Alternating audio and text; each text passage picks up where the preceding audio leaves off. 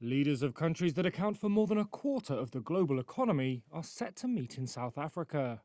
Up for discussion at the BRICS summit, starting on August 22nd, how to turn this loose club of nations into a geopolitical force capable of challenging the West's dominance in global affairs.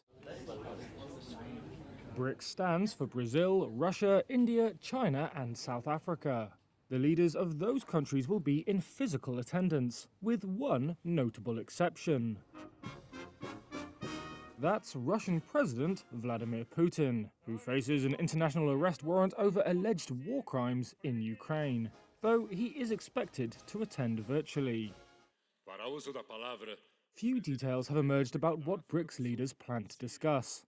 However, expansion is expected to be high on the agenda. Some 40 nations have shown an interest in joining, either formally or informally, officials have said, including Saudi Arabia, Argentina and Egypt. However, there could be tensions. China wants to enlarge BRICS quickly as it tussles with the United States for geopolitical influence. Brazil is resisting, fearing the already unwieldy club could see its stature diluted. Russia is keen to bring in new members as it seeks friends amid its diplomatic isolation over Ukraine. Its most important African ally, South Africa, is on the same page. India is on the fence. What unites the bloc, though, is skepticism about a world order they see as serving the interests of the United States and its rich country allies. BRICS nations are keen to project themselves as alternative development partners to the West.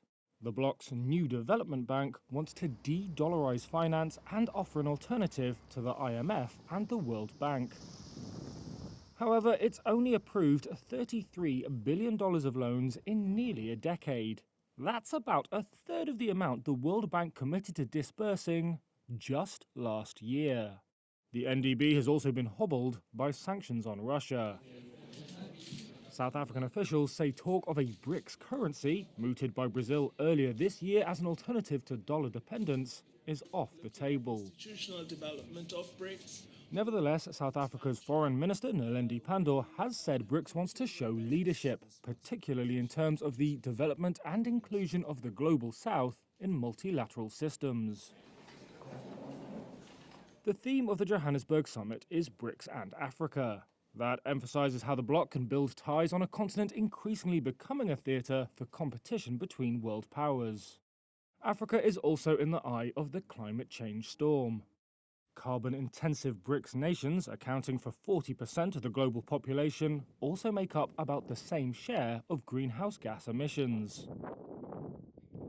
BRICS countries blame rich nations for causing the most global warming and want them to take on more of the burden of decarbonizing the world's energy supply.